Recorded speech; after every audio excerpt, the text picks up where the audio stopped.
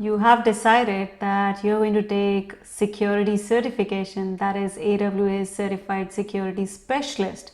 Congratulations. Hi everyone. I am going to tell you how I nailed this certificate in 2 weeks' time. To start with the basics, I started off with exploring what it takes, what are the criteria. I was already SA certified. I did that certification in the month of January. So I thought that I must take on the security specialist certificate. So I went on to the AWS Amazon.com certification website, and then I started checking out the specialty AWS certifications, and security specialty caught my attention. I thought I should check out more criteria. So let's see what's in the criteria format. So this page defines out what is the course content. So I found that this piece is the most important piece. Why? Because it talks about all the 5 domains. I started checking out various resources. I made couple of links. I'm going to show how I approached the content. I had to trigger out the basic tools that will be covered. Let's start with the basics for incident response. This covers 12%. It's not a major piece and it's just 12%. And if you've taken the solution architect certificate, then you would be aware of these basic tools like Trusted Advisor or CF, Service Catalog, VPC Flow Log, AWS Config. These are the tools that you would be introduced by any of the course. I took Linux Academy course. In fact, I literally did it twice. Firstly, I started off with this course. It's by Adrian. It's a nice course. It's in depth, but the problem is it's deprecated and a lot of things are missing. So I had to take another course that is by Ryan. And honestly, I found that it's more exam focused rather than going too detailed, but it served the purpose and it had all those latest tools like Guard Duty, Macie, and Security Hub, Firewall Hub. So I liked it too. It was pretty short, so I started doing it at the speed of 1.75x. I could literally do it in span of 2 days, and I think anybody can do it even in like 2 days span. It's not too bad. Then I started exploring. I checked out like every criteria, and I knew the tools that I had to cover in details. I took a lot of practice papers from John Bonzo. So this is the certificate. These are the practice paper that I heavily relied on.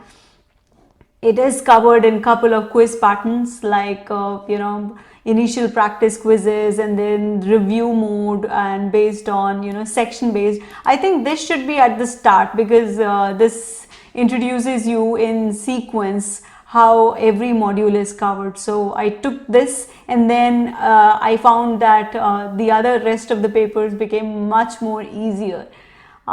This really helped. It's not a sponsored video, but I was really dependent on this these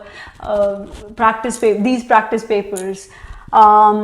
These papers also give a lot of links and FAQs that you could easily browse through. I was constantly reading the cheat sheets from the same I know a lot of people don't like the cheat sheets. It's not a good idea, but then why I lean on these cheat sheets, because it has other links, it has basic intro, and then some Amazon links as well.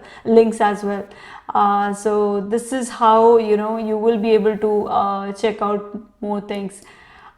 So what's my take on it? How much time do you really realistically need? I'd say you'd need at least a month's time to prepare if you are a solution architect already, or you have taken any of the associate level certificates.